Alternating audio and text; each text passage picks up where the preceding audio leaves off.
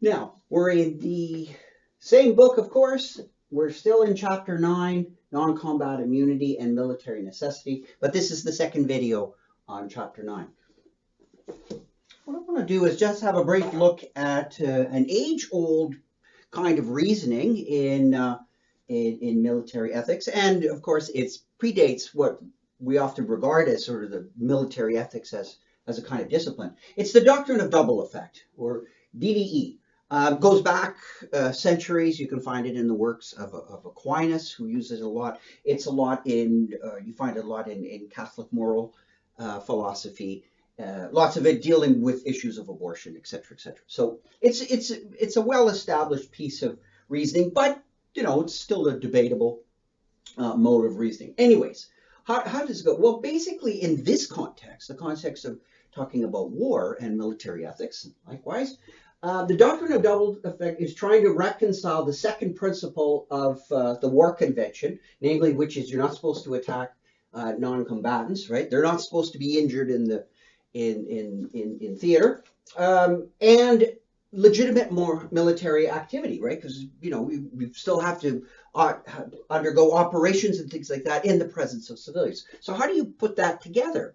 If you took this absolutely rigidly, as we saw, like there would be no military operations near civilians whatsoever. So it's trying to put these two together. And remember, we're not talking about pacifism here. We're just war theory, where there is such a thing as legitimate military activity, and that's going to cause problems and harm to civilians. How do you put all this together? And the idea is to try and, maybe you can't lock it all up in rigorous well-defined principles that you can just simply, deduce answers, but nor do you want to have it where it's just wild and wide open. You want to have some kind of structured approach. Now, Walzer says that there's kind of an easy way to do it, and basically, historically, it's been kind of easy to reconcile it. And he gives us an example of what he thinks can be an easy reconciliation between this principle and this notion of legitimate military activity, and how he would modify it a little bit. But again, it doesn't give us a complete answer, because even the modification has that feel of casuistry. You got to kind of look at examples to get a clearer idea of what's going on. In any case, how is the simple sort of reconciliation done? Well, I've summarized it as follows. This is an easy way to do it. S is some sort of subject. S may perform X, an action, like military action, that has evil consequences, Y, provided that. So X is doing something that can have all these terrible consequences, evil consequences, like, killing civilians. When can X do that? Legitimately. May, right? Not simply can, but may. Like when is it morally permissible? Well, if you have a variety of conditions hold that the action is good, like it's a legitimate military activity, something that contributes to the bringing about the end of the war, that it's some kind of military necessity is involved. It's killing enemy soldiers, degrading the enemy's ability to carry on the war, etc., etc. Then we would agree that yes, that's a good thing to do.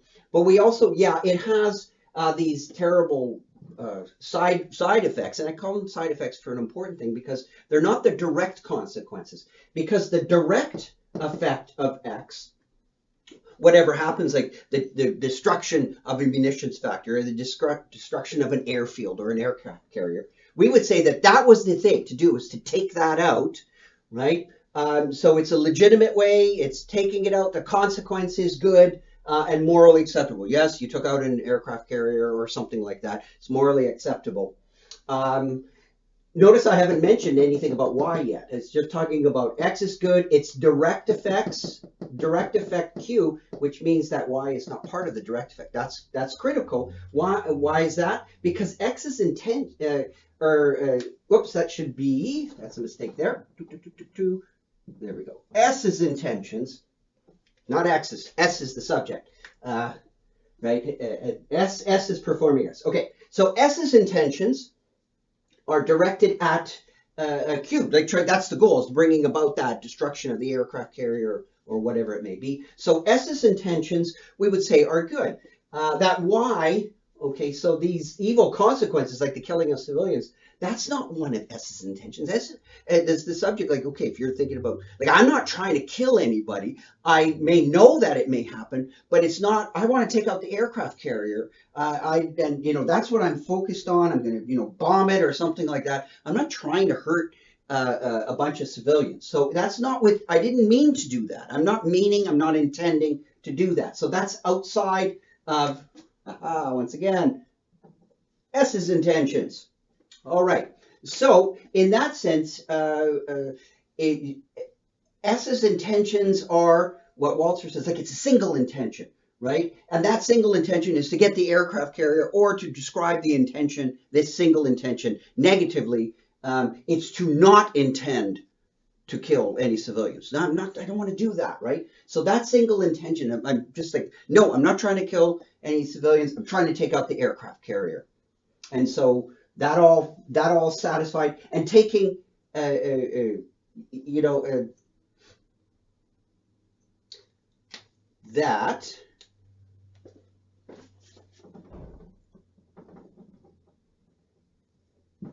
there we go. I got to come another thing backwards. There we go. And that the good of and the direct effect, right? The Q is more acceptable, and it outweighs the bad. So the good outweighs the bad. All right. Whoops, sorry about those few mistakes there. Okay, so S can do this if it's good, if the direct effect Q is more acceptable, if X has these singular but directed intentions that are directed at Q, and that the harm, that the good of Q outweighs the bad of Y, which is the death or the civilians. Okay, so if all that fits, if all that works, that has been historically kind of a way of the doctrine of double of effect. Why is it a double effect? Well, because the intention, right? The intention is for one effect, Q, but Y is another effect. So there's a double effect. But the doctrine of double effect means it's a more like a direct intention of the good effect, right? So double effect, single intention. Walzer says something like this. This isn't really good, that good of reasoning, because this carries a lot of the burden. Namely, the burden of the argument is carried by number 3. And if you have multiple effects, you can't have just a single intention. You've got to have more than one intention. So Walzer modifies 3 by saying something like, you need a double intention here. Because you have different effects, right? Namely, Q and Y, you need more than just this single intention of not intending the death. So we're going to modify number 3 into a double intention. It's not enough to just have this one. Okay, so you've got to not intend the death of civilians. You need the second intention, which is and intend. You're kind of bringing civilians back into the intentions of S. And what's the second intention that you've brought in? Well, it's to deal with the other effect, right? The death of civilians. You're intending to minimize that. So you're intending to take out that aircraft carrier and to minimize the death of the civilians, okay? As much as possible. Now this, right, that's, okay, but as you can say, well, what does that mean? Well, that's going to be difficult to unpack because you're going to have to consider risks. Walzer looks at some historical examples of when militaries had to assess risk when it was involved, right? If you want to minimize as much as possible, well, of course, if you have an unbridled notion of minimizing as much as possible, you would say, well, is there any possibility in this upcoming military action that you want to do that fits all of these, but it's going to kill some civilians?